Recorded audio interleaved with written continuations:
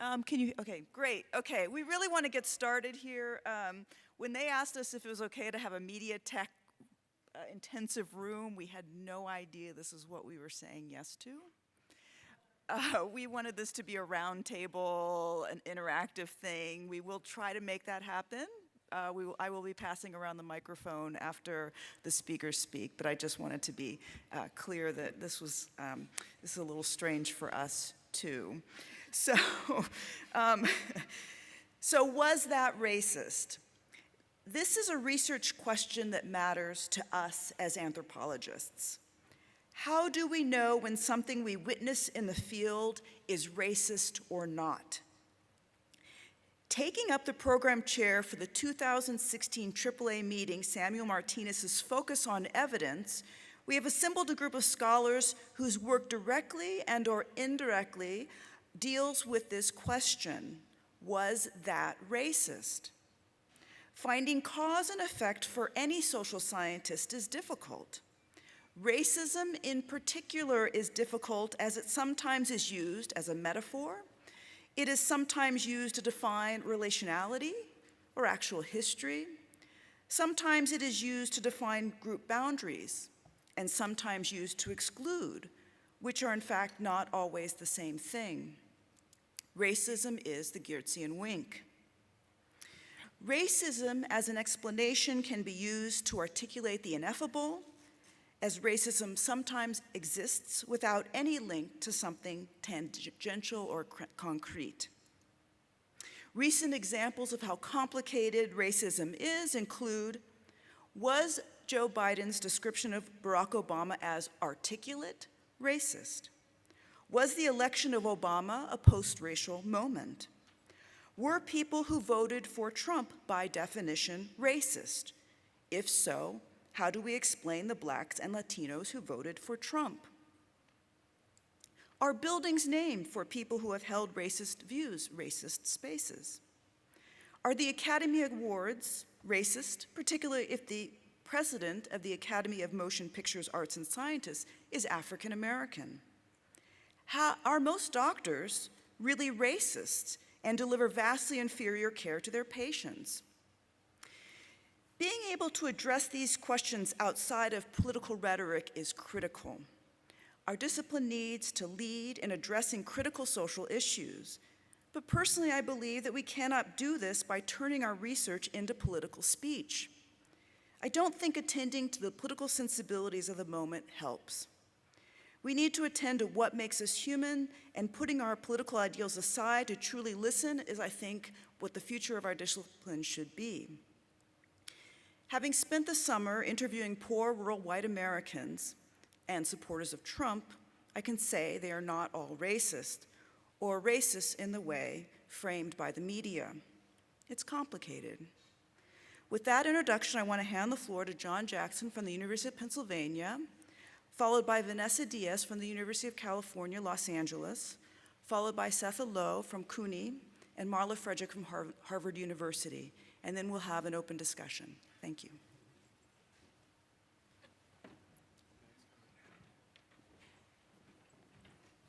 Good morning. John Jackson is my name. I'm going to actually be pretty brief. We want this to be a dialogue, an exchange, back and forth. I think what I'd like to do is make maybe just 3 basic points.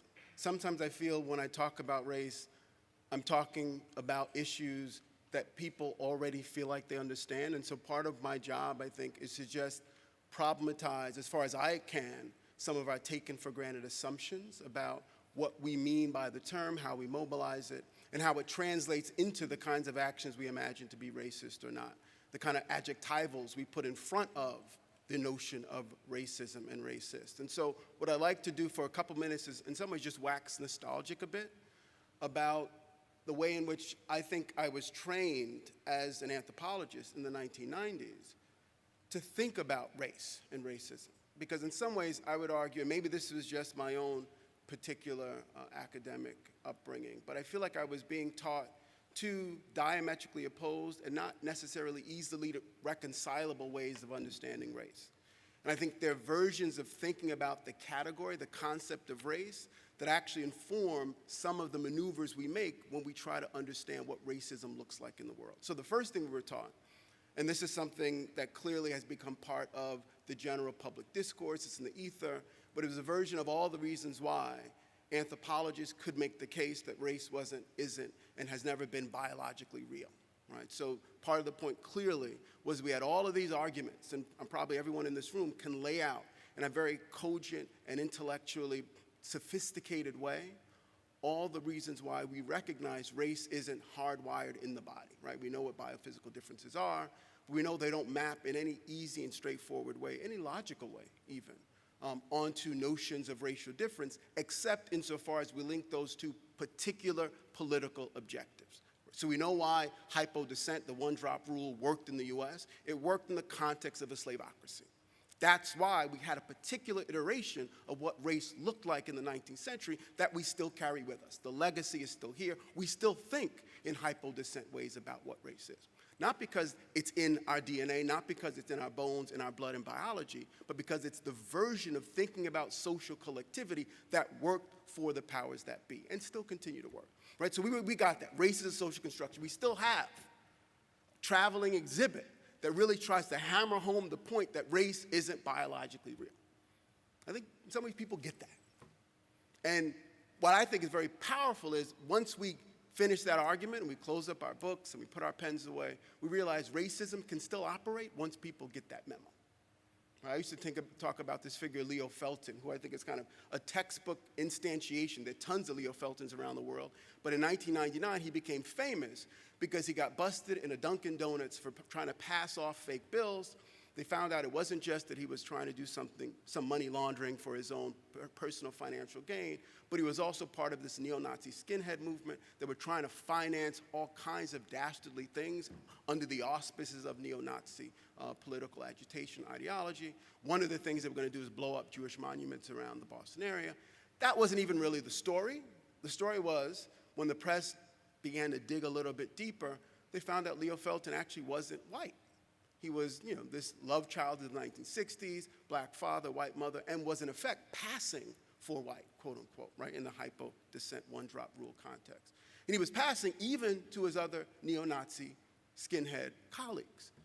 And his argument for why he had to pass, why he had to pretend with his comrades that he was, swarthy and from southern Italy and not African American in the US racial taxonomy, is because he knew they were racial materialists, he said. They thought race was in the body. He was enlightened enough, right? He was theoretically sophisticated enough, he said, to realize that race wasn't biologically real.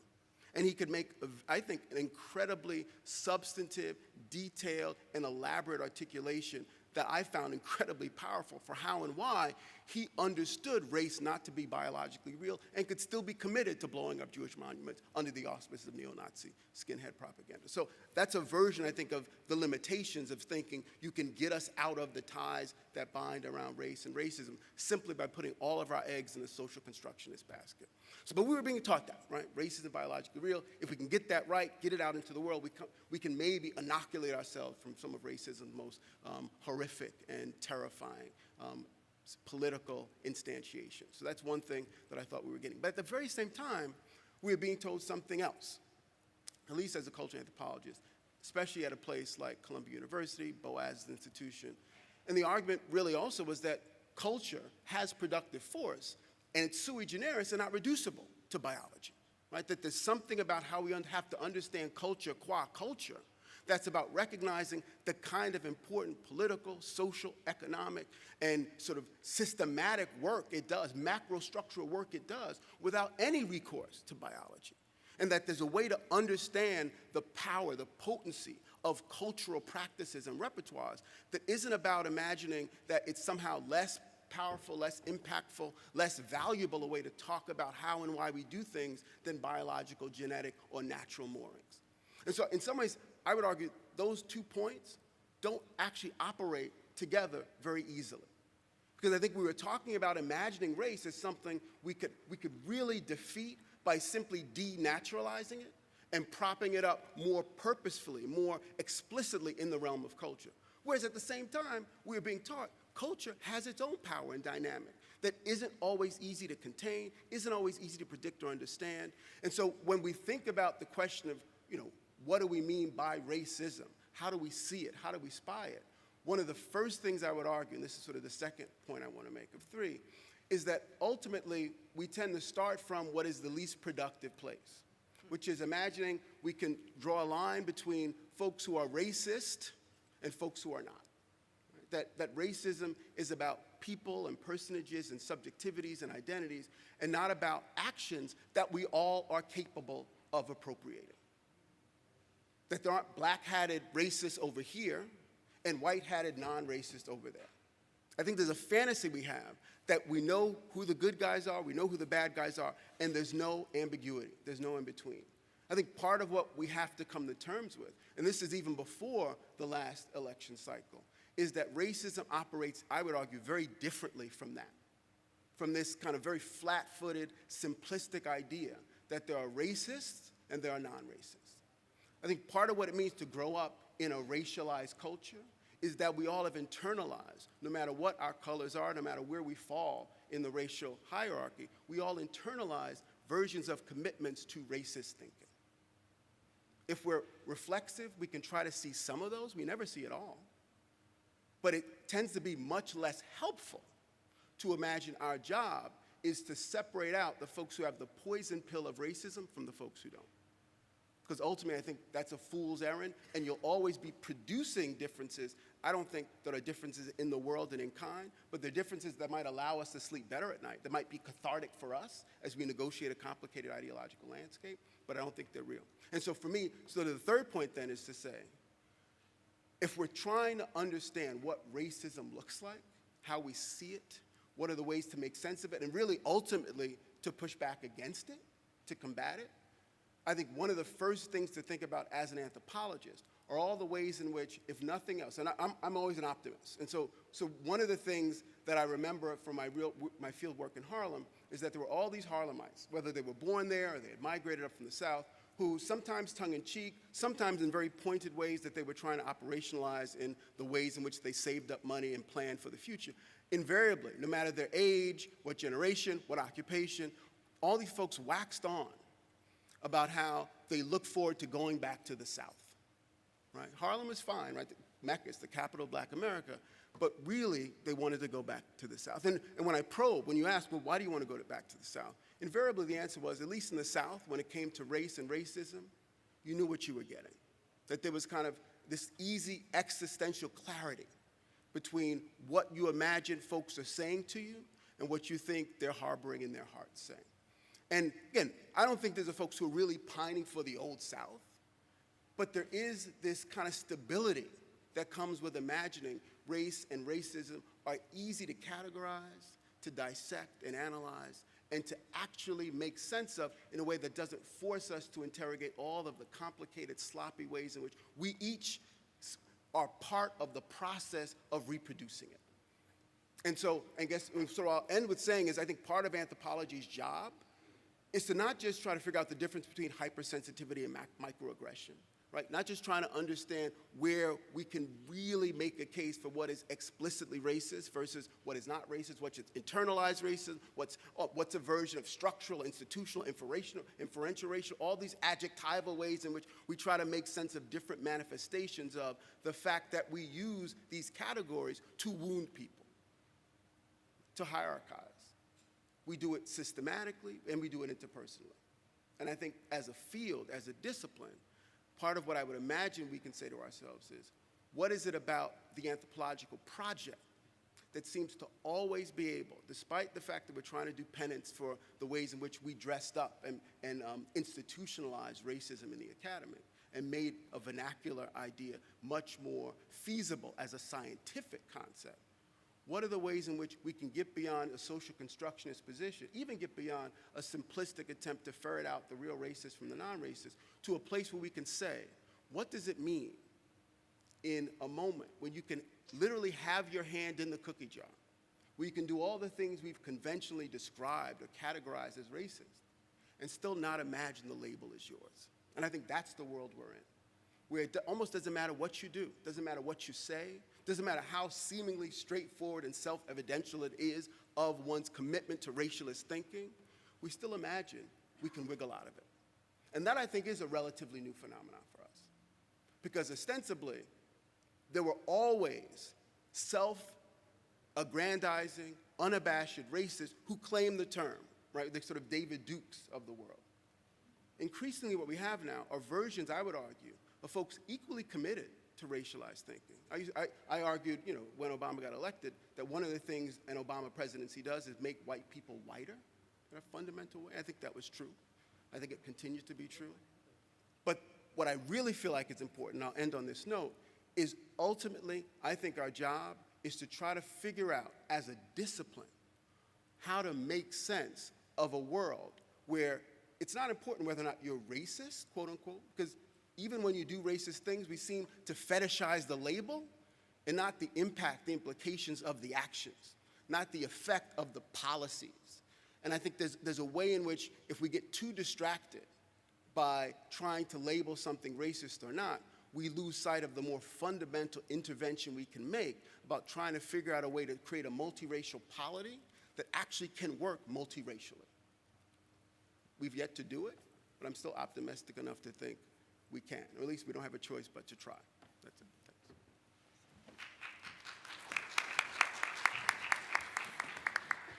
All right, let me get my PowerPoint going. Can we get the PowerPoint fired up?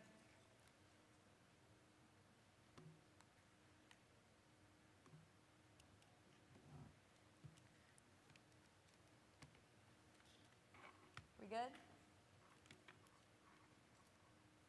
All righty.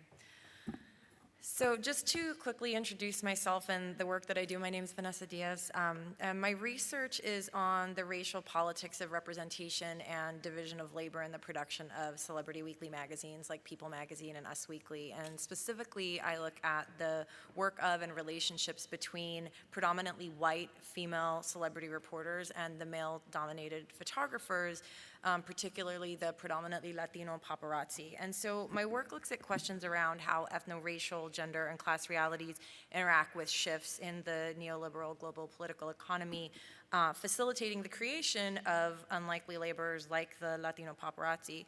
So whereas mass culture, as realized within the entertainment industry, is often thought of a very whitewashed kind of space, my work sort of reconsiders the racialized politics involved in the production of celebrity. So the number of, my PowerPoint is not agreeing with me, okay. So the number of paparazzi in LA drastically increased from 2002 to 2008 due to an explosion in the demand for paparazzi photos because of the expansion exponentially in celebrity weekly magazines. And Latinos made up the majority of these new paparazzi, joining the workforce in such large numbers that by 2008, we had mainstream media noting a shift in the demographics from, quote, all white guys to mostly Latinos. And it was commented upon in the media for a brief period when the transition happened, but there was never any analysis of that. So a number of factors contributed to this shift, and I'm not going to get into the details of that today, but I can say that after an initial bout of articles that sort of address this shift, the shift became largely ignored by the industry and has allowed for really intensely racialized moments to arise between the media, celebrities, and the paparazzi without any formal acknowledgement of what it means to have these men of color producing celebrity culture. So 2 years ago, Chris Rock talked about the lack of Latinos in Hollywood in an essay that he wrote for The Hollywood Reporter.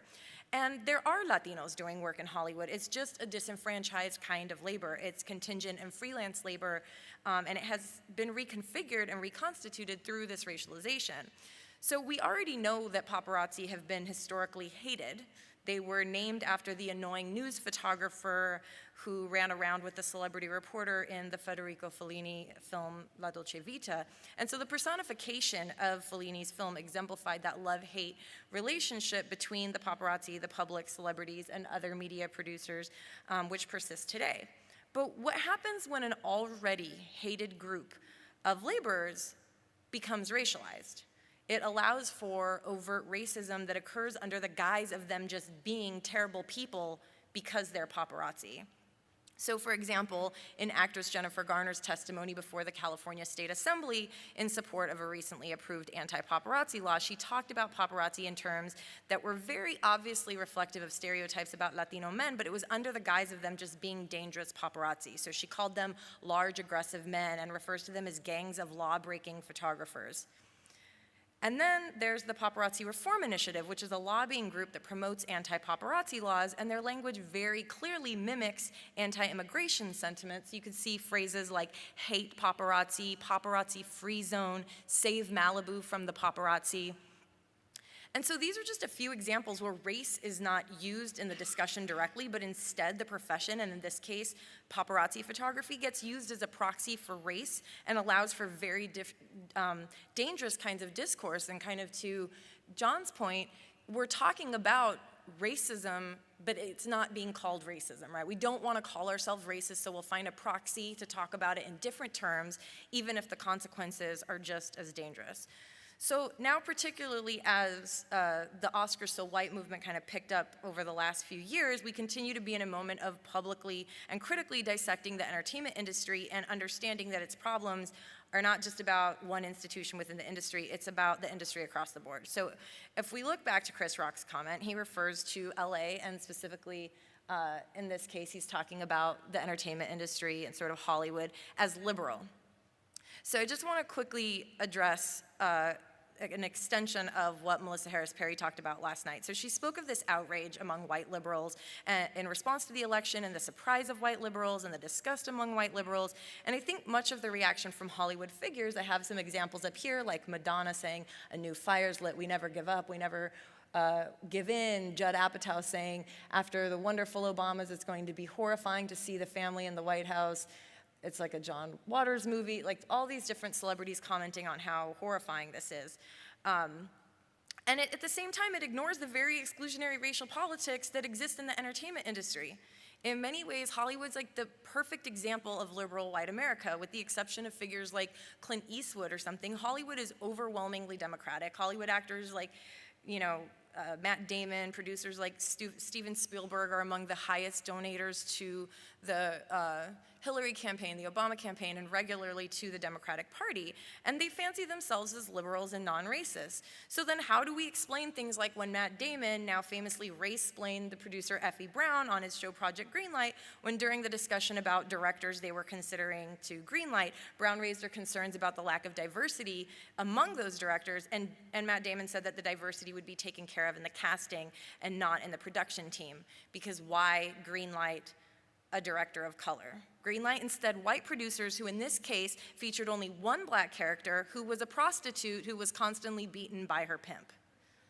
So Matt Damon is a good white liberal though. He's donated to the Democratic Party on presidential and senatorial races. So how do we explain the fact that Hollywood as a whole has continued to underrepresent and misrepresent people of color? And Hollywood may be up in arms over the election, but these folks are the same folks who practice white supremacy in their productions on a daily basis. Judd Apatow is outraged over the elections, but how many people of color are in his films? Madonna's speaking out against the elections, but she has no qualms about playing one of the most famous Latin American women in history when only 3 Latinas have ever been nominated for Best Actress. So these are the things that happen in Hollywood every day, just like the things that happen in so many institutions every day by liberal white folks who can't see how they're part of the same system of white supremacy as Trump supporters, even if they sort of conceptualize it, articulate it, and practice it differently.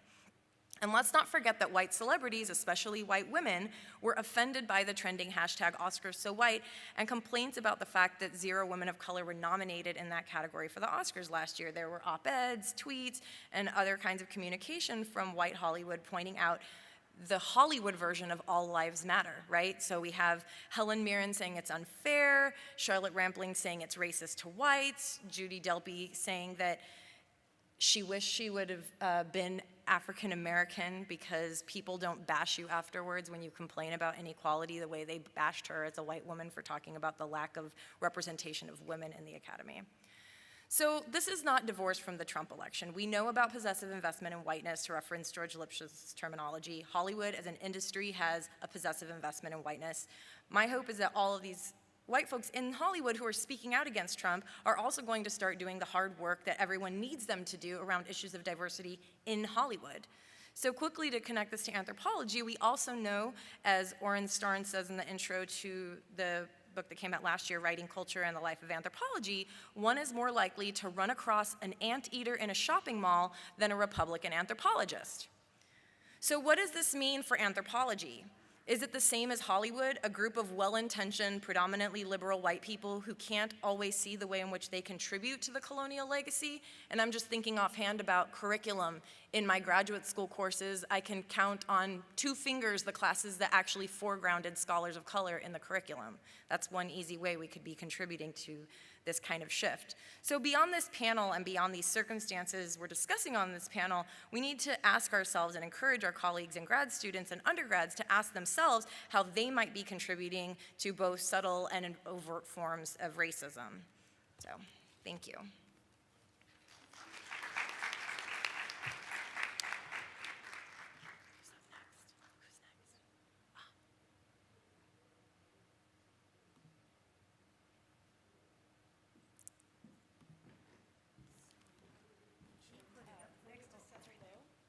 Okay.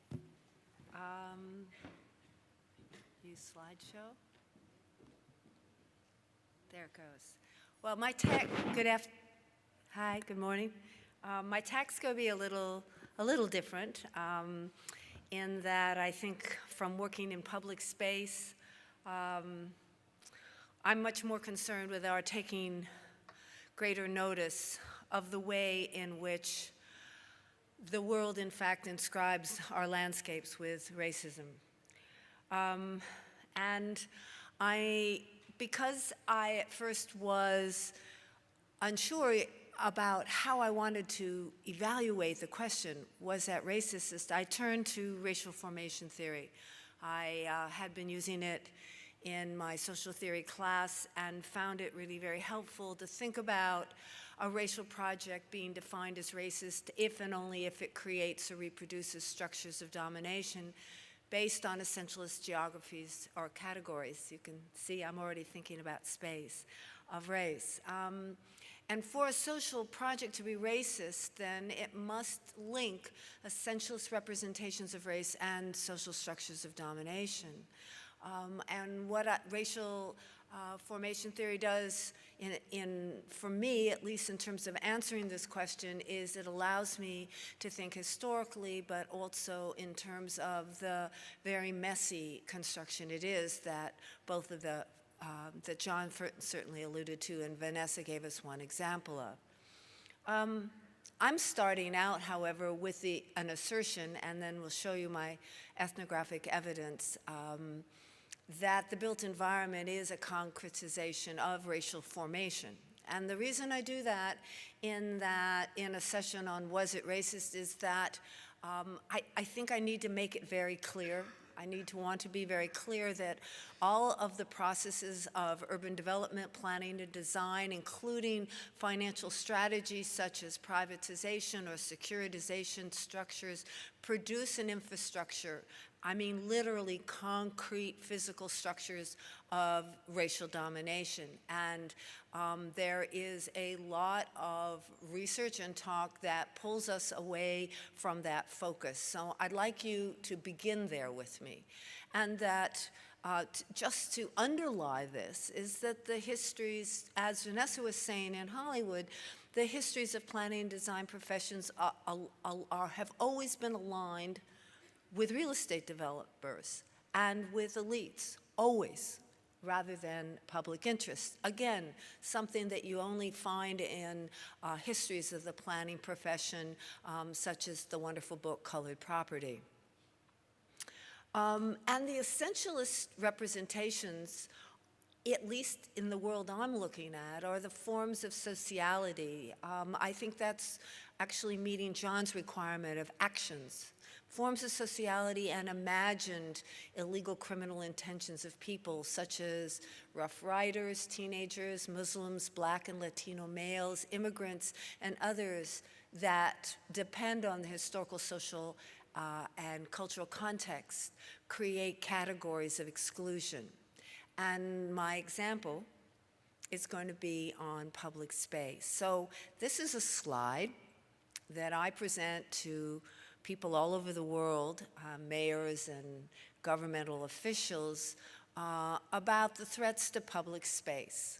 And I do not, in those presentations, start with asking the question, was that racist? But the intention I have is to get people to begin to look at what happens to public spaces and how it excludes people. That's the language that I use. And what I want to highlight, however, today, I'm only going to give you a few of these examples, so this is an overview, is how that really works from an anthropological point of view. So take lack of representation, which the Hollywood example. Here's a really complex example. This is Independence Historical National Park in Philadelphia. I hope some of you might be familiar with it.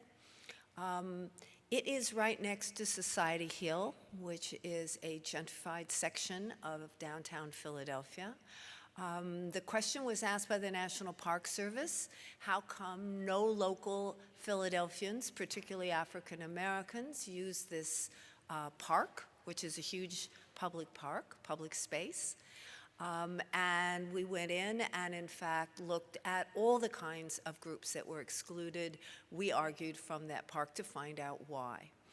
The why is a really complicated, as we're saying, a very complicated, long history.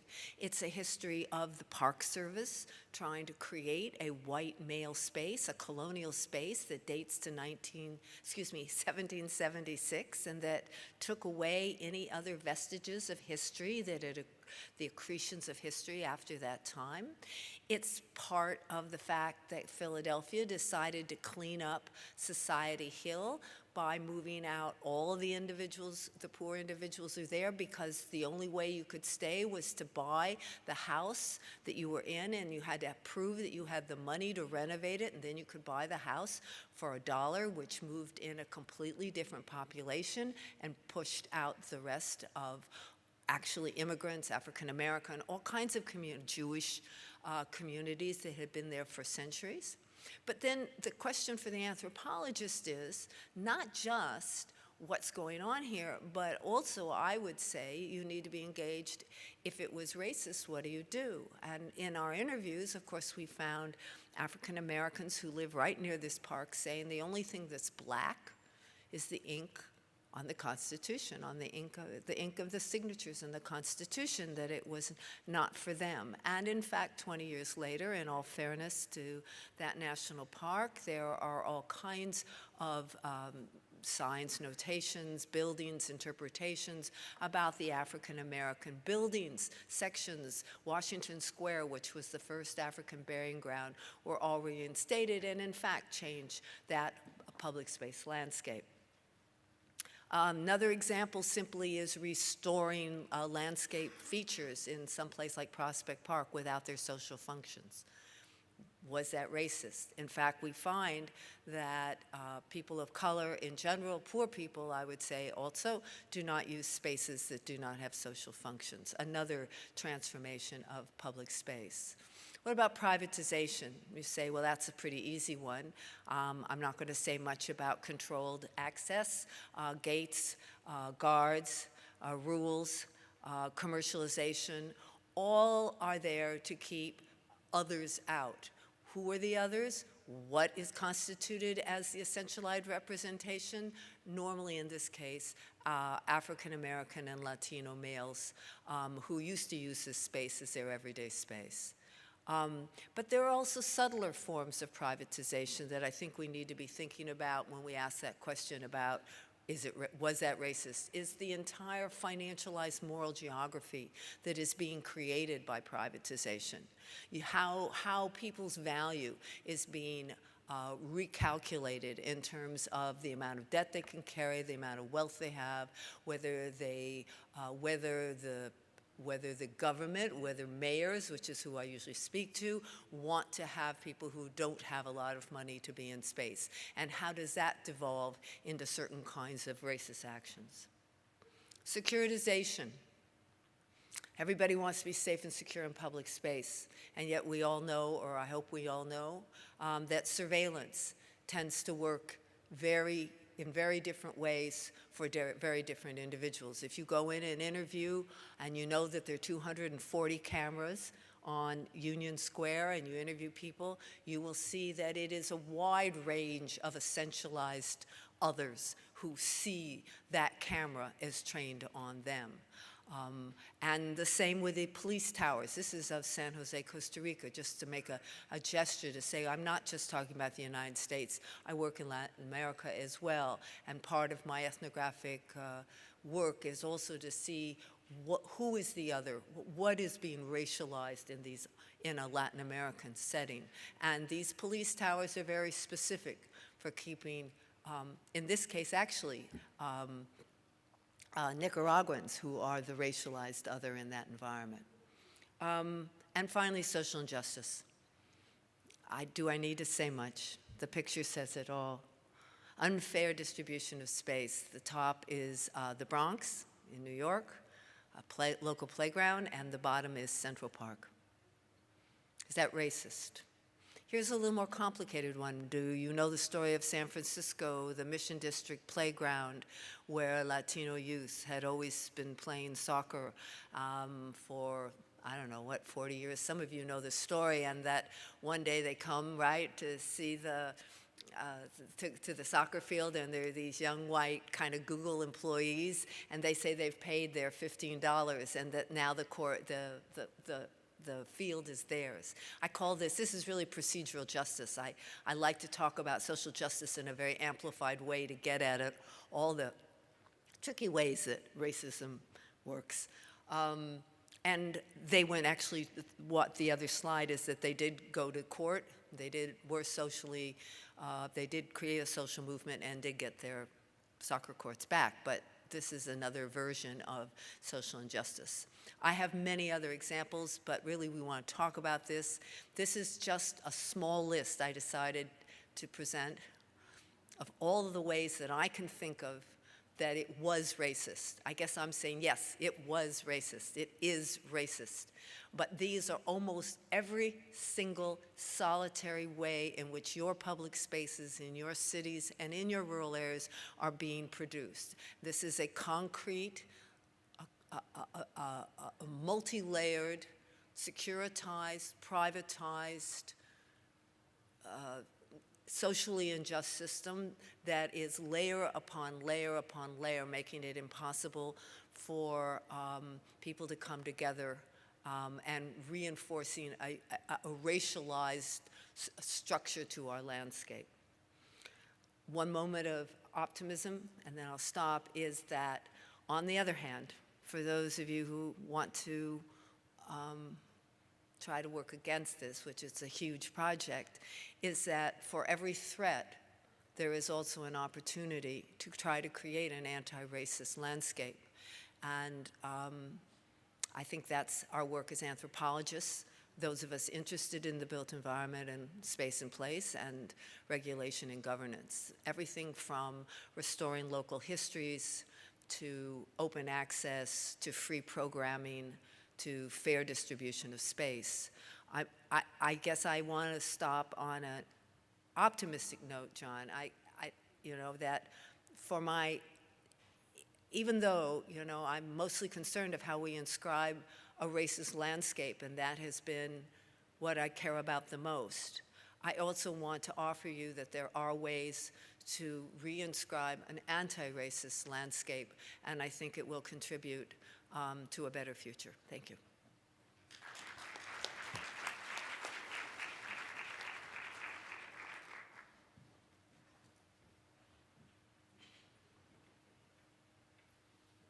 So now we have Marla Frederick from Harvard.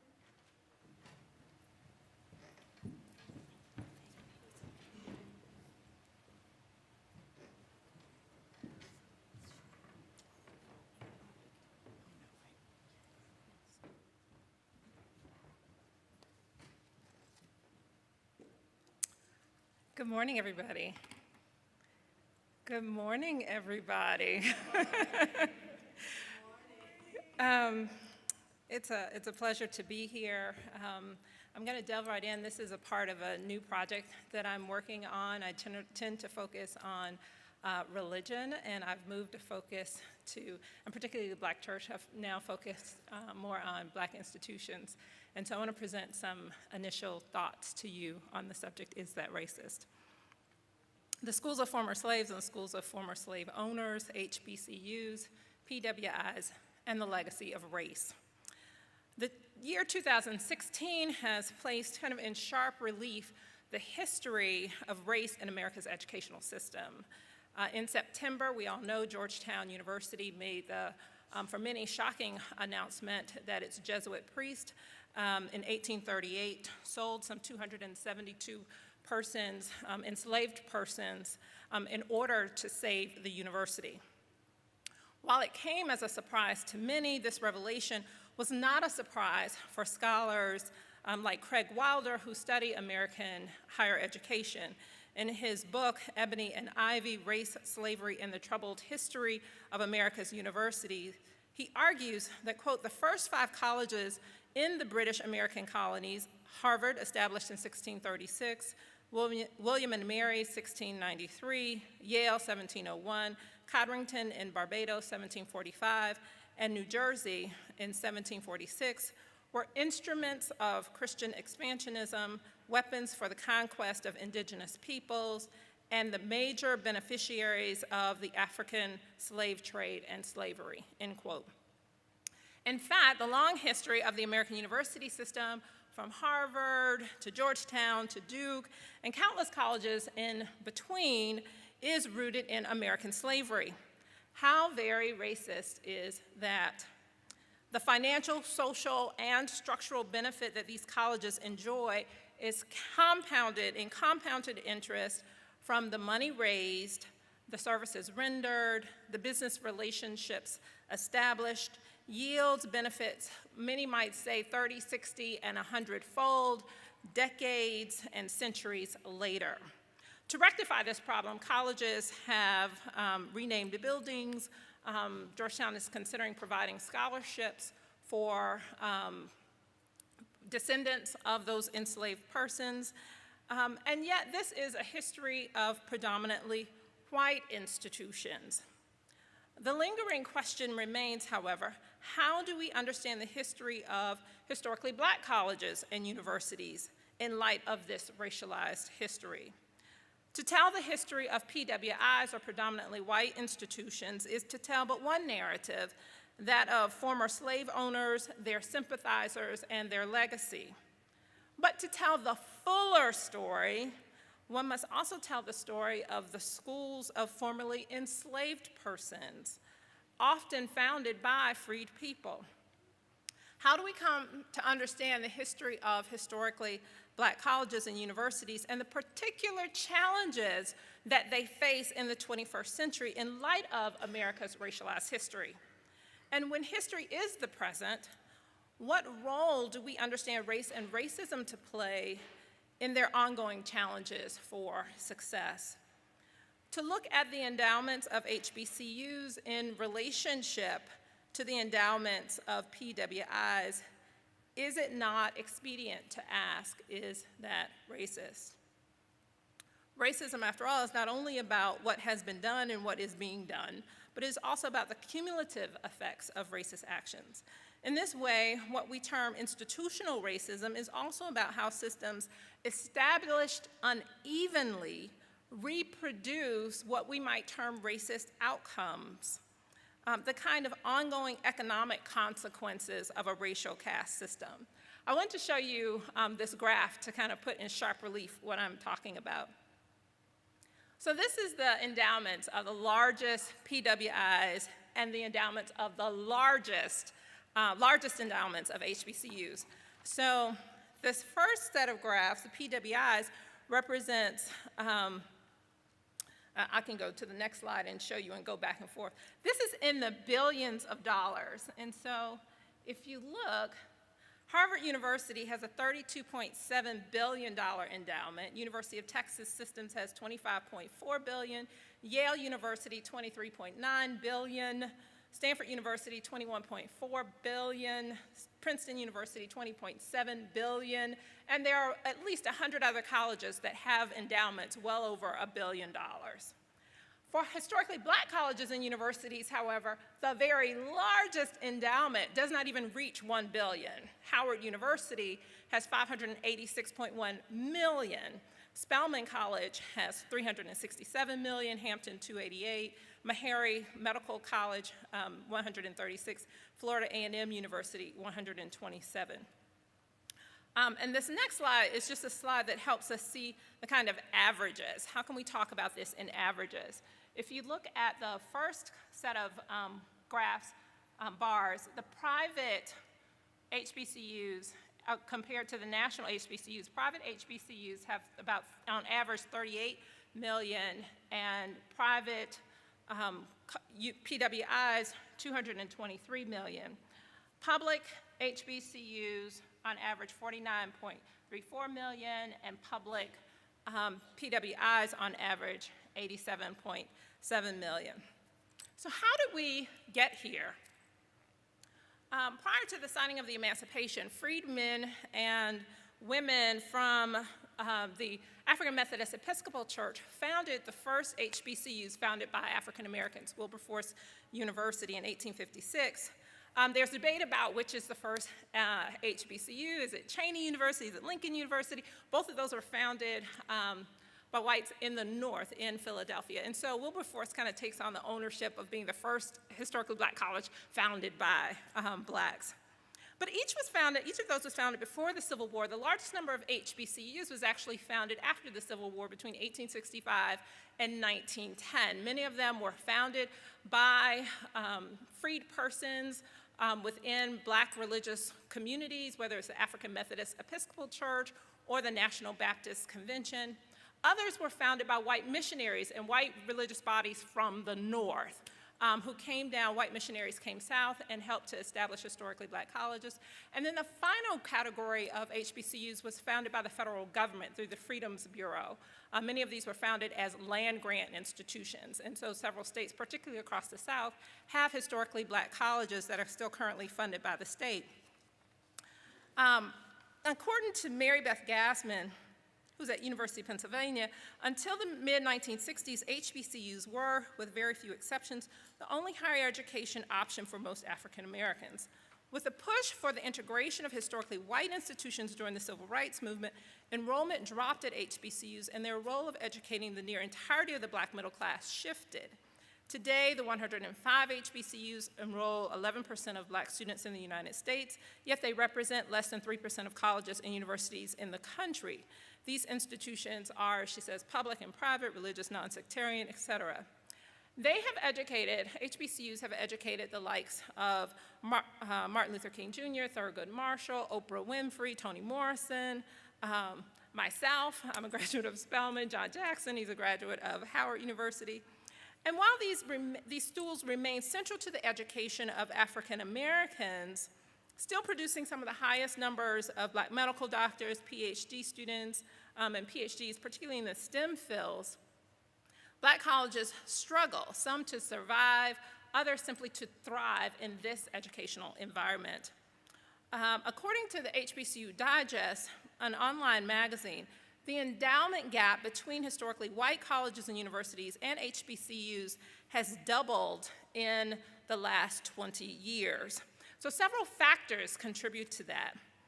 First, alumni from HBCUs do not carry the same wealth as alum from PWIs.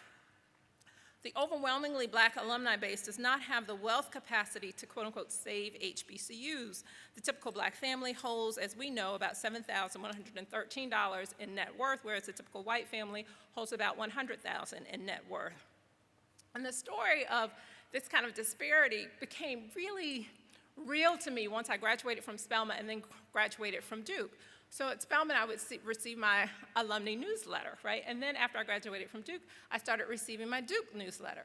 So when I received my Spelman newsletter, on the front cover of the alumni newspaper, there would be a great celebration. There's this picture. I remember it so clear. It's like Coca-Cola gives Spelman College $100,000. And there's a picture of the president and somebody from the board of trustees and people, students celebrating, right? And there's this huge check, right? And then I started receiving my newsletter from Duke. On the cover One alum gave $10 million. Flip over. The next alum, $7 million. Another page, $5 million. The history came just crashing in on me of what institutional kind of racism, the history of race in the country looks like. And I have this clip. Which time do I have? Okay. I have this clip I want to show you. I'm so excited about Spelman College. I agreed to serve as a co-chair of our fundraising committee for our 20-year reunion 2 years ago, right? Hardest job. So this is a clip. It's just kind of fun. You all have to watch it because you're a part of my presentation. Nobody else wants to watch it. So this is a clip of us in this moment where we're celebrating. Spelman has this great fundraiser, all alum, every class is competing against the other class, and so then you get to announce how much your class has raised, right? So this is the clip. Fatima, my friend from the class of '94, and I were co-chairs, so we came up to make the announcement of our class gift. Oh, wait a minute. The volume isn't in.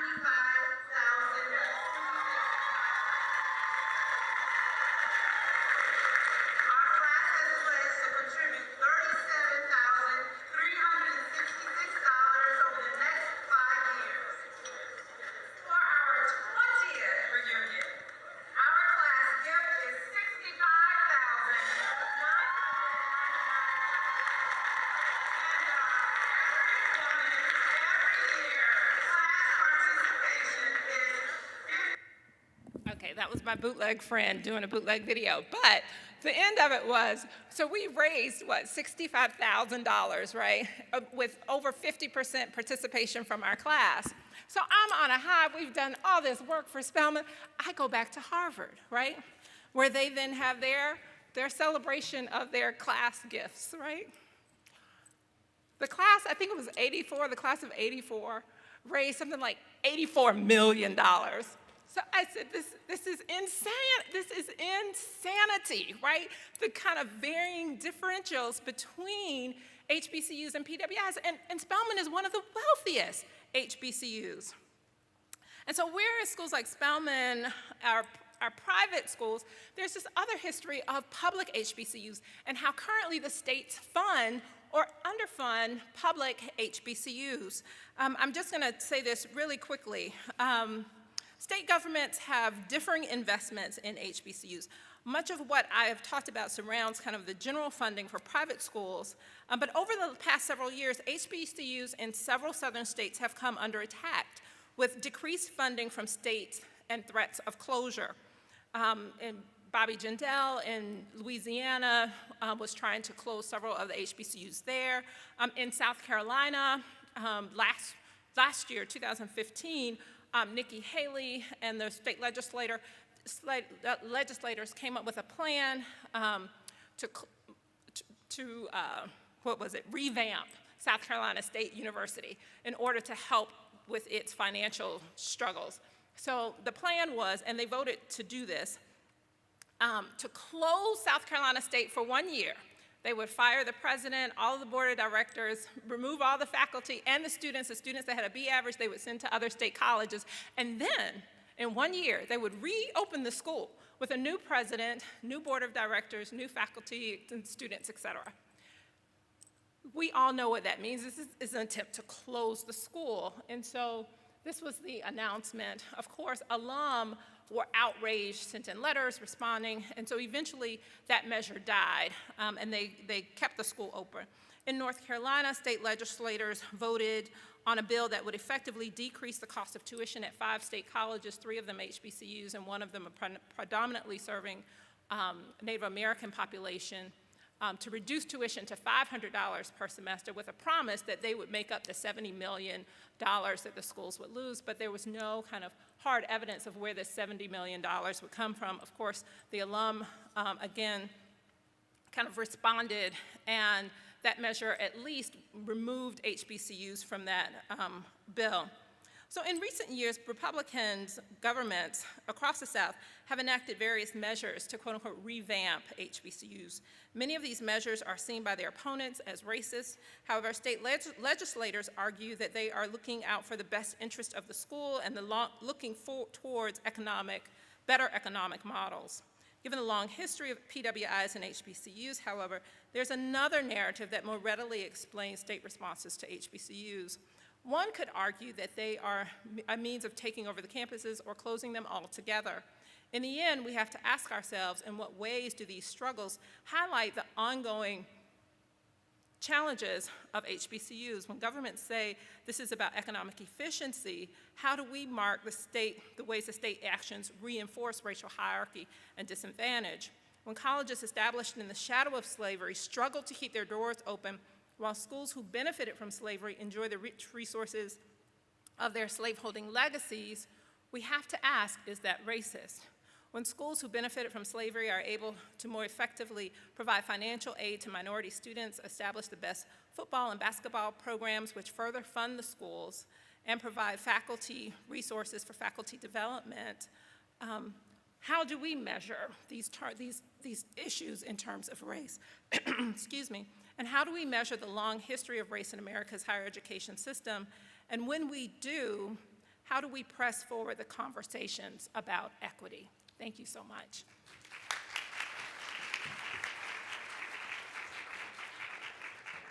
So now I'm going to switch places with the speakers, and I'm going to go around with some microphones, and we want to hear from you. Questions, comments about your own project?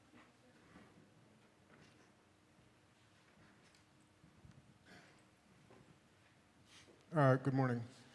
My name is Robert Hahn. I work at the Centers for Disease Control, and I work on health equity, looking at conducting systematic reviews of educational interventions to help figure out how to get poor minority kids out of poverty.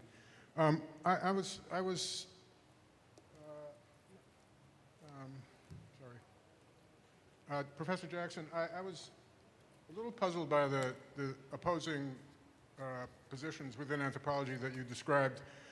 So I wanted to give you my version of it and see where I went wrong, if that's the case. You were opposing the idea about race as non-biological concept, which was invented by white men in the 500 years ago to justify their exploitation of savages around the world and slavery and so on. And then it was embodied in our Constitution and in our institutions widespread. But then that became part of the culture that I thought you were opposing to this non-biological view. But that culture is what is dominating and pervasive and still affects our views on race. And that's what I see as having to combat and deconstruct the same way that we constructed it many years ago to justify these institutions. So I'm not sure that I understand the contrast. They seem to me to fit together very well. Thanks for the question. I guess what I'll say very briefly is I don't think deconstruction or denaturalizing race is a bad thing. I just don't think it's enough. I think there's a way in which we can do an incredibly compelling job of proving to people that race isn't biologically rooted and still reproduce racialized logics without recourse to biology, or at least biological assumptions about the justification for the racist acts we do. So again, that isn't to say it isn't important for us to continue to work hard to make sure people don't have false notions of the biological justification for their racialized investments. I just feel like that doesn't go all the way to treating our affective, visceral, emotional, and cultural investments in difference and hierarchy that aren't all encapsulated in this one strategy for justifying it, which is the kind of biologizing strategy. But I still think it's important to do that. I just feel like it's not enough to only do that. Okay. Hi, how are you? Kristen Smith. I just want to say thank you to all the panelists. I really appreciate the presentations. And I want to take something that John Jackson said at the beginning and then tie it back to Marla Frederick's presentation at the end. And so one of the things that was said at the beginning is about the ways that we need to talk about the racism that's embedded everywhere and not just kind of talk about the racial exceptionalism that we tend to fall back on when we look at race through an interpersonal, individualistic lens, right? And so one of the things that you were talking about when you're talking about PWIs versus HBCUs are the roots of the inequality between these institutions. And we talked about the financial roots, right, and the financial repercussions, but I wonder about the intellectual repercussions. And what are the implications of this history for our production of knowledge in these spaces, and how should we be held accountable? As anthropologists, for example, white or non-white, that are producing knowledge in predominantly white institutions for the most part, and capitulating to certain kind of Eurocentric notions of knowledge production in our process of doing that. So I wanted to try to tie those conversations together.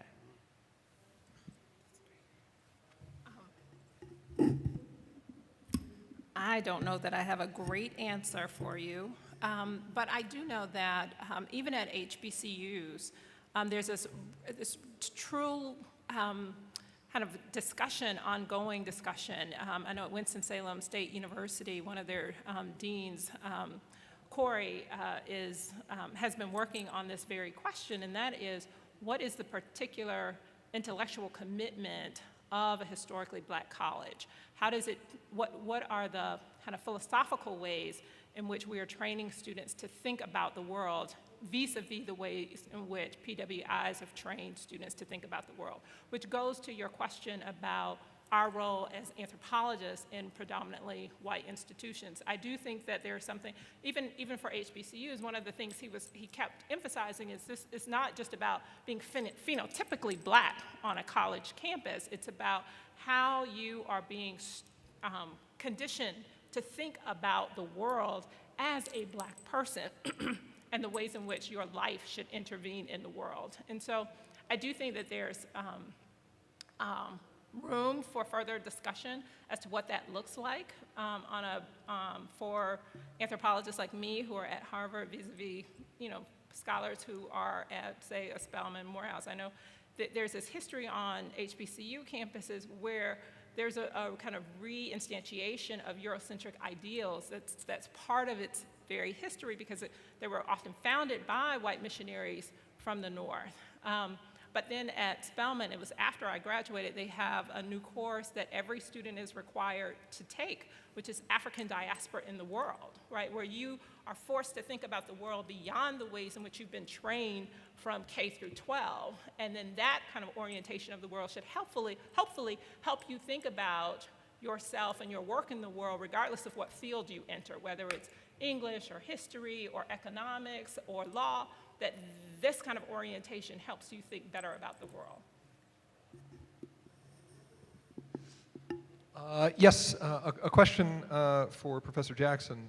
I'm a scholar of organized racism. I was very compelled by the way that you encouraged us to think about racism as not necessarily being about a sociology or an identity or a label, but instead about actions. But I'm curious, in that case, if we are grappling today with silent racism, with racism in unnamed forms, and this is a question that could be for the whole panel, what role do you think organized racists play today in our theorization? How should we respond to organized racists, those who openly identify as that and apply the label to themselves?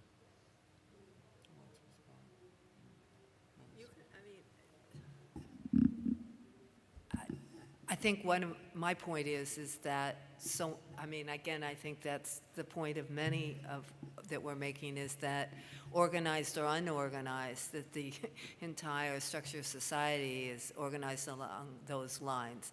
I guess you're really responding in this moment of Trump's, election in which racism became a key trope, may I say, or and that's what you're really thinking about. And I think where I'm going, at least and have been for some time in my work, is that how do you not have organized racism in which all your design and planning and development and the entire landscape, even the public, that's why I look at the public landscape, is organized along those lines. So it's, for me, a very complicated way to go. I'd have to go all the way back to every one of these structures of domination and really analyze it. That would be my way of attacking it.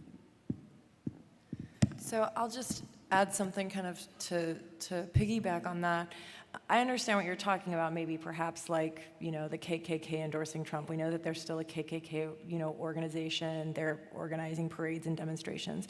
But I think kind of the point that we're making in all of our different iterations of taking up issues of race is the fact that, for example, Hollywood as an institution, I could say very, you know, I think very clearly and rightfully so that Hollywood is also an organized racist organization. It's very organized, it's very powerful, it's very rich. It's a lot bigger in terms of the number of people we're talking about than existing members of the KKK, for example. However, as John spoke of, nobody wants to call themselves racist. So addressing a powerful organization like the entertainment industry as a racist organization is difficult to do because of the fact that they're not calling it that.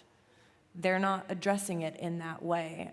The examples that I gave were just a few, from, you know, the academy to the different kinds of racialized labor. So I think I also don't have a you know, perfect answer to that, but I think that looking at the kind of bigger picture and looking at the way that racism is embedded in all of these institutions, in some ways, I think, at least in the conversations I've had, it can be easier to at least understand the point of view of where these different groups are coming from when they are organized and saying, we're racist white supremacists. This is our frame of reference. This is what we're talking about. This is what we believe in. When you're talking about a group of people who are like, no, we're good liberals. We're really liberal. We're donating to the Democratic Party, but we're not going to cast any people of color or nominate them, and we're going to tell you that it's racist against white people if you think that we should.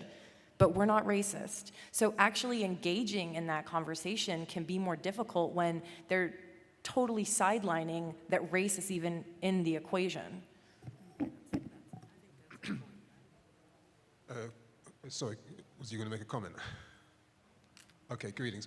I kind of come to some strange position.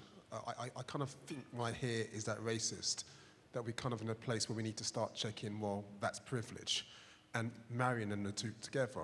Because when I'm thinking about the discussions you might have with mayors about the parks and public spaces, I'm thinking to myself, well, in my situation, when I'm dealing with those kind of issues, if I'm not physically there to deal with the position from an African perspective, those issues get kicked to the side despite all the well wishes.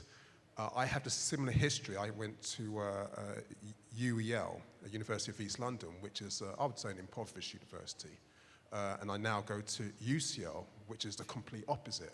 And so you can see these disparities. You can see the staffing, you can see the students. I mean, there's no African anthropologist in my department, so I'm completely alone, only 3 other cohort in a massive world-class university. And so it makes me think very much that, and this is what I'd like an answer to, is that are we at a point now, specifically with anthropology having a history of working with communities, are we in a position now where we have to ask to pair up? So people in institutions with privilege pair up with those who are not and do work in collaboration together. So research is done in collaboration together. And I'm not talking about just virtual pairing. I'm talking about real, collaborative, down and dirty, you know what I mean, real on the ground, pairing up when we're talking about issues to do with ethnicity or race, if you want to call it that, to move things forward. Because we're at the point now where it seems to me we're talking about racism and the issues of microaggressions, not really effective. We kind of need to do what we do with anthropology as a discipline anyway. We need to spend time together. We need to work in that partnership and make that part of our practice. So I don't know what you think about this kind of strange idea. Thank you. Yeah, no, I think you're absolutely right. And several colleges, and this kind of goes to Kristen's question too, several of the colleges HBCUs have paired with PWIs for programming, right? So one of them, I think it's in North Carolina Central University, which is an HBCU, pairs with, I believe it's UNC Chapel Hill for their nursing program. Spelman and Morehouse pair with Georgia Tech for their engineering program. People do 3 years at Spelman, 2 years at Tech, and they graduate with a bachelor's degree from these undergraduate institutions and a master's from Georgia Tech. So there is that kind of collaboration that takes place. But one of the other challenges is for HBCUs when they have a program. I was reading just literature on some of the state-run HBCUs when they have a program that's relatively thriving, say in nursing, and then a PWI in the same city establishes a nursing program. It almost undercuts the nursing program at the HBCU.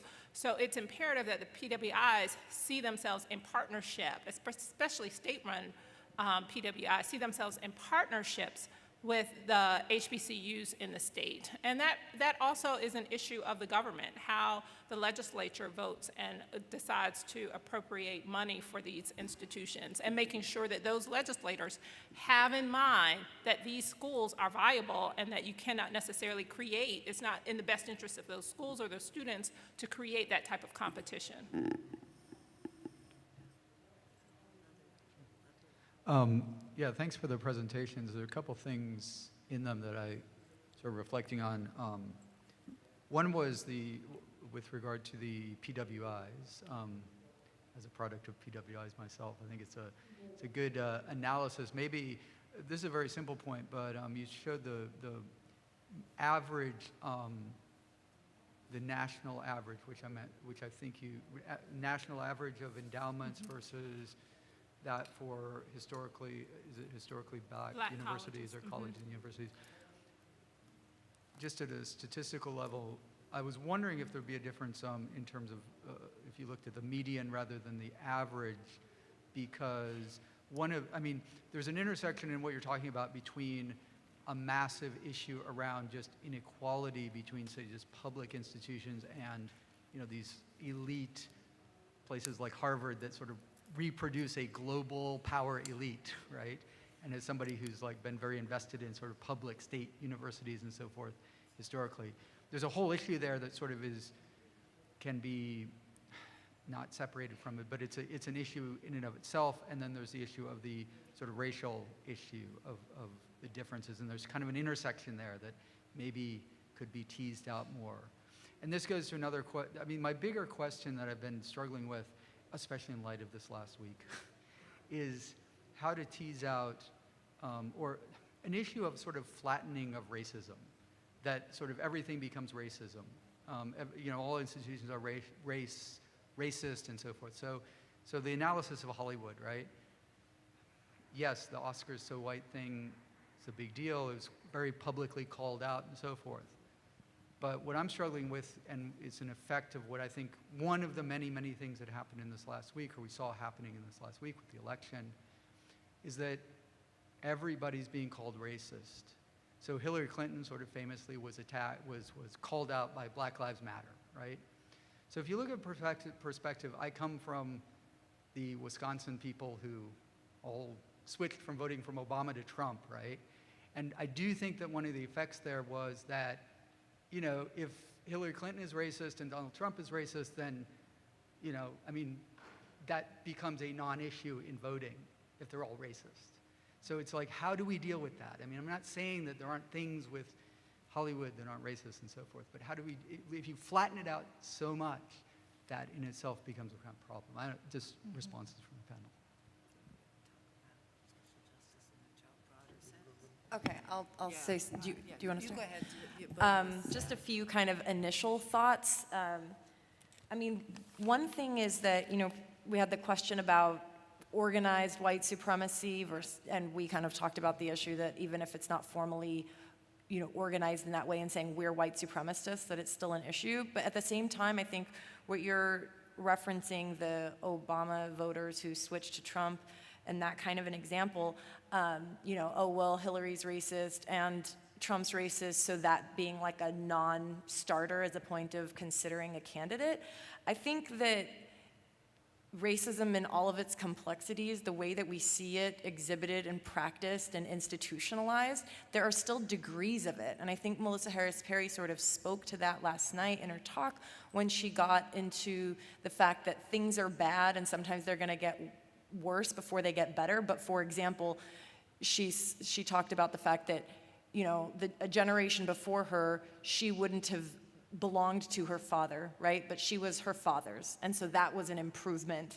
Even if things are really bad, there are things that have gotten better. And so I'm trying to speak to the idea of the fact that there are degrees of kind of interest in racism, and the outright sort of white supremacist politics and very outright Islamophobic, anti-immigration, anti-Latino rhetoric that came with Trump's campaign is a different kind of racism than the racism that we're talking about with Hillary. It's still racism, but it's sort of a different degree, a different iteration of racism. Not that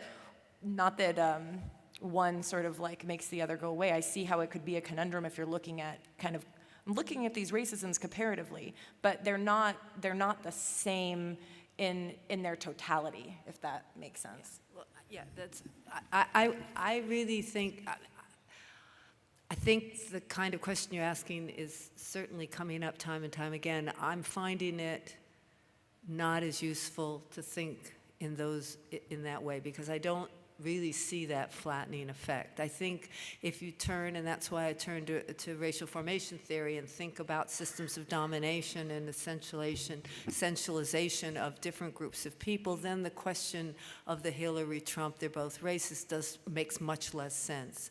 I also, it may not fit for many of you, but I mean, I do wish anthropologists would spend more time looking at, say, the covert systems of racism that are, say, in the landscape or in planning or in our rules and regulations and our governance structures. Because I think that if one could change and begin to think about equity and social justice in a very broad sense, then in fact the racial formation theory fits within that you have another conversation going about how you really do want things to be. I mean, John's right, in the sense that racism is not going away, and those structures, the way things are interpreted, are not going to go away. But I think to lump it all together and to imagine it all as one system rather than doing the critical work that we need to do to separate out those systems and to look at where we can intervene or not, I feel really strongly now that we need to fight harder than ever as anthropologists to really make those fine distinctions and to look at Hollywood versus the built environment, or public space, versus the endowment of different, the schools as unique problems that we can analyze and understand and work for, and then within an overriding sense of global and social justice. And in that sense, if you looked at Hillary's or the Democratic platform as a whole, rather than just she's racist or he's racist, then you can begin to articulate that there are differences. That while everything might be racist from your point of view, and maybe it all is, I mean, that is what John's saying, it's embedded in our society, but at the same time, we can begin to make distinctions about those systems of domination, how they work and against whom. That seems to me a much more useful way to go. I almost don't even want, I think you ended it quite well.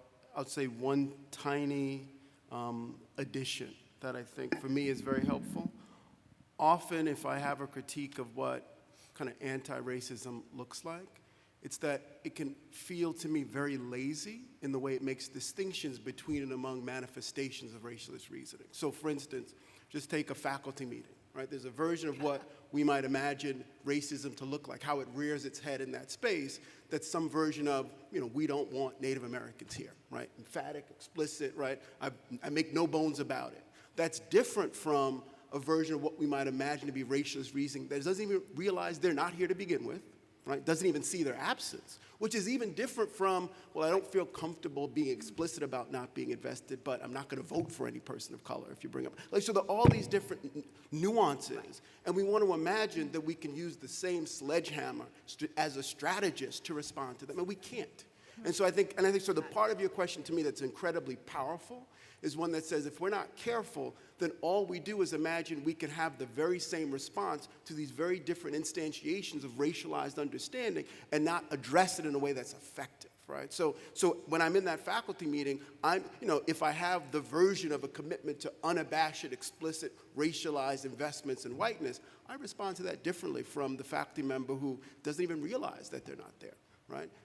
These aren't the same kinds of responses to what we've learned about our racial environment, but I think to glom them together and not disentangle what the implications are for how you respond as a strategist is to, I think, already set yourself up to not be effective at pushing back against it. So I think that's a version really of just saying what Seth has said, which is actually, it's not even helpful to say, is it racist, as much as to say, what is it that's manifesting that continues to reproduce people's elision, their absence? And I think there's a way to do that that says the label isn't even important. I don't have to call it racist. What I have to do is figure out what's driving it and try to find the technique and a strategy to thwart it, right? Especially if it's not about the thriving and flourishing of the entire body politic or just bringing more faculty of color into the department. And the last thing I'll say, I remember when we were battling, it came up here at AAA, at Howard, because it was going to lose its anthropology department. Right, remember that. And that's another manifestation of institutions not having the resources they need. You give up, again, maybe anthropology isn't that important anywhere, right? But at least it's there, right? And there's a version of I always want to feel like you get something from HBCUs you might not get other places, but I think HBCUs lose out on options and possibilities for students because they don't have the funds to even keep some of the more traditional disciplines functioning. That is incredibly problematic, and it's frightening for the future. And again, I'm at two places. I was at Duke, now I'm at Penn, that are always characterized as pre-professional. There's a way in which narrowing the possibility for what black students can study at HBCUs, to me, is an incredibly terrifying thing. So this question builds on what you were saying, John. Marla, I don't know if you've gotten this far in your project, but I was thinking about those numbers that you posted, which are staggering. Teaching at Spelman, we are very proud of our endowment, and then looking at it, yeah. So I'm wondering if you've gotten far enough in your project to think about how faculty at HBCUs there tend to be mission driven. We make a way out of no way for the students, that kind of thing. What kind of effect that has had on people's scholarships and the conceptualizations of their scholarship, and just their work in general. It's something that I've been thinking a lot about, particularly after this week. One of the emails we got from our president was about how the election might affect the financial status of the institution. So if you have anything, even anecdotally, I'd love to hear what your thoughts are. Just a tremendous amount of empathy for faculty at HBCUs who work overtime doing an amazing job with limited resources.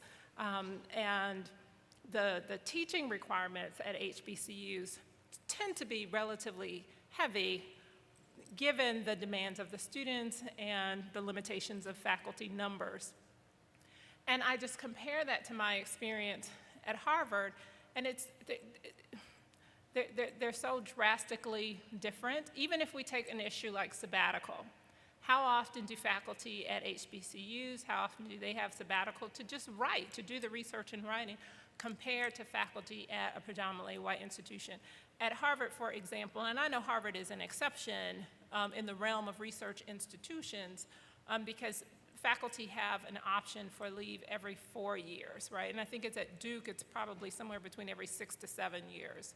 So that's a different kind of paradigm than, say, at an HBCU, where it's very difficult to come up upon sabbatical, and then to have sabbatical funding is generally a requirement of outside funding in order for sabbatical to be funded. So there is this additional pressure on faculty. No, I have not gotten far enough into my research to answer that question substantially, but I'm very well aware of what that struggle looks like for faculty members. Hi. I'd like to return to the theme of how and when we talk about racism. I mean, notwithstanding the need for a radical anti-racist posture all the time, but how and when we talk about racism through the theme of privilege and how we engage with it publicly and what it does in terms of public discourse. And I'm particularly going back to the 2 slides from Theta Low's presentation with the cracked sidewalk in the Bronx and Central Park. If we frame it within the larger complex of social inequalities, social, political, economic inequalities, right? And when we look at Central Park, there are people of color who might be in Central Park, and the reason they will be in Central Park in that space, and I'm thinking of Central Park as a space of privilege, and this would apply to just about any other spaces of privilege, it will be through management of the body, what you might call bourgeois management of the body. It will be through certain competence in certain types of culture, in ways of speaking, ways of bearing the body, right? So you will find in these spaces of privilege, bodies of color, people of color, right? But if we start reducing the social, political, economic marginalization that is expressed in the playground in the Bronx, right? There is this public who did vote for Obama and who voted for Trump this time, who does have concrete, real grievances that are grounded in the neoliberal conservatism, in the neoliberalism of the Clintonian administration, 4 of them, 2 by Bill, 2 by Obama, and 22 years of neoconservatism, right? So, and these people, when they are watching in the public discourse, when we talk about race and racism, when poverty is reduced to race, and race, vice versa, is reduced to racism, I just wonder what that does in terms of public engagement and public behavior, right? So I'm just bringing attention to that intersection of race and privilege and race and class, not to abandon it, not to switch our gaze too far away from it. Yeah, I mean, I think you're totally right. I mean, there are many ways you could read that slide. Actually, it was in there because there is a conservancy that surrounds Central Park that is mostly along Fifth Avenue and Central Park West that makes it possible for Central Park to look like it looks, and that pays 95% of all the money that is used to run it, and there is no public money to run other parks, though de Blasio was trying to change that. It's as much a financial, as a distribution of money, but I totally agree with your analysis that we need to be thinking about the political economy either of the built environment or of race, and the elite privilege and all the other manifestations. If it seemed like we were not addressing it, it's not. It's only for lack of time. And your analysis is totally correct. I also think the other interesting thing, and I'm not sure I heard all of it correctly, is this hasn't been a panel in which we really sort of talked about individual bodies embodying certain kinds of spaces and how those spaces are perceived, labeled, given representation. I mean, I was really trying to look more. I'm more. I think that the covert, the not seen, especially by white people, by the white public space not seen, is in the structures of domination, in the institutionalizations, rules, regulations. But I am equally interested in how it frames bodies, how bodies are seen, how bodies can move, what spaces they can be in. So I think that's an underlying piece, and that's where your analysis of privilege and elite and taste and all of those other things come into play, if I understand you correctly. I think maybe, okay. I hope that he nodded his head. No, I was just going to say, you know, what was it, Stuart Hall, who sort of talked about the ways in which we have to make sure we don't set up this sort of zero-sum model, class versus race. It's not the political economy, stupid versus race. I think the idea is to figure out, what are the modalities through which we live these things simultaneously, right?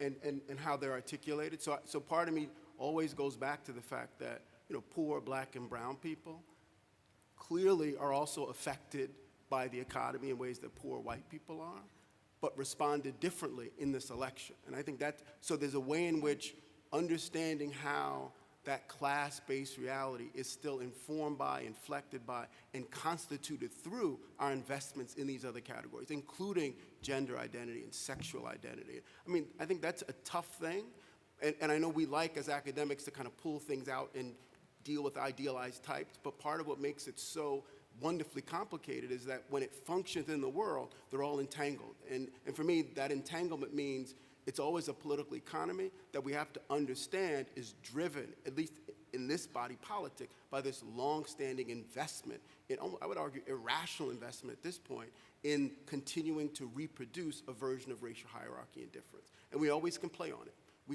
And I think part of what I know a lot of our students, especially our white students at Penn, felt so betrayed about, because they thought at the very least all Americans imagined that you couldn't be crass and unsophisticated in your demonstration of a commitment to versions of xenophobia, right? So it's not even about is it racist or is it not. I mean, I think in some ways there's something incredibly sobering about, again, this is why I brought up the example of folks in Harlem saying they want to go back to the Old South.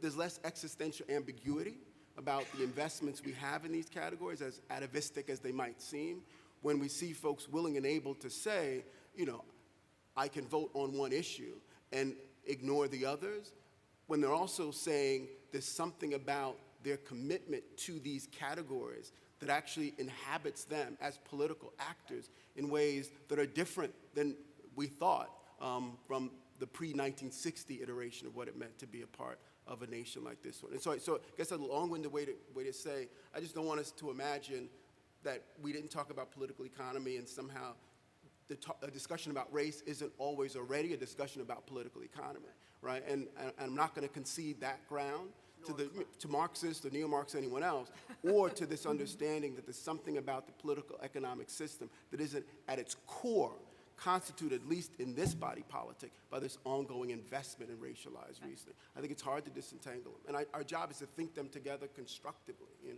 this was racial capitalism. I was thinking of your early work with Harlem on class. There you do it. Thanks for this panel. I appreciate the breadth that you've covered here in terms of built environment and economics and representation in the media and the discourse that we have in our society. I'm coming from a context, I teach my name's Brian Howell, I teach at Wheaton College outside of Chicago, a PWI that was founded around abolition and a desire for equality, racial equality, but then lost its way rather dramatically and has been trying to find its way back, but been using this language of racial reconciliation. That's the language that's often part of that. And now this election has really exposed some huge fault lines, as you can imagine.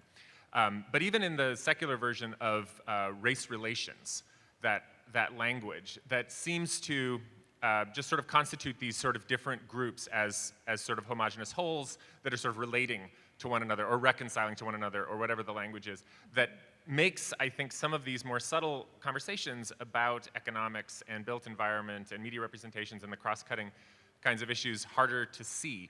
Is there a better language than race relations? Is there something that can be used, or if to get into the perhaps more religious register, racial reconciliation, is there a better language that you all can imagine that would get at race, but include some of the more cross-cutting issues that you've identified here? Wow, that's good. I don't think it's an adequate answer. That's why I have shifted quite a bit in my public space activism. Again, that's just how I frame it right now. Is I've shifted a lot from rights and talking about rights or racism directly, as I speak in a lot of different forms, to this very amplified version of understanding social justice, and a very, very broad definition of social justice that includes a variety of other kinds of thinking about justice procedurally, interactionally, in terms of care, recognition of difference as a strategy to get to racism that I can keep my audience with me for a long time and eventually turns into their beginning to see what the consequences are of actions. That may not be an adequate answer, but the slides I showed you on purpose because you don't normally see my slides like that, because that's the way I get people to, at the end of the discussion, begin to talk about the people who are no longer in public space, let's say, and how did that happen, and look at all the way that landscape is inscribed that way. And it's been very effective, in all fairness, or in all honesty. There are some environments, extremely white, elite, privileged environments, where I go and try to talk to people who give money to Central Park and try to get them to give 15% of that money to other parks in New York City, and I have not so far succeeded on trying to explain why they should, even though they are liberal Democrats. I mean, this is white liberal Democrats. But on the other hand, with other kinds of situations, including our new urban agenda at Habitat 3, which is a pretty anti-racist agenda if you look at it carefully, that we were fairly successful in getting a lot of that kind of language in there that can promote other forms of anti-racist actions. We have one last question. Can I also just say, this is going to sound like I thought that was a very good answer, Seth. This is going to sound even more inadequate, but I've been working with a group of academics, most of whom think about and theorize race and difference in a lot of different ways, and activists and artists around trying to teach people to love more inclusively and more expansively. And so again, I'm not sure if we can find a way to really allow that language of love to do real work, and work that doesn't feel trivial and superficial. But I do like this idea of saying one of the things where all of these categories allow us to do is to really truncate our capacity to love. And so to try to get people to expand the sort of concentric circles of usness in ways that really are inclusive, and using this sort of language and rhetoric of love and trying to institutionalize it and teach people to do it better is the way we've been thinking through it. But I'm not sure how far that'll go. Yeah, we're using care. And care. Finding care is working. Can I just say this? I do like Seth's point, and it's almost a question back to Ryan, but I know we don't have time for that. And I am interested in how folks at Wheaton think about racial reconciliation vis-a-vis social justice, because I have a strong sense that some people may be inclined towards racial reconciliation and not as inclined towards social justice.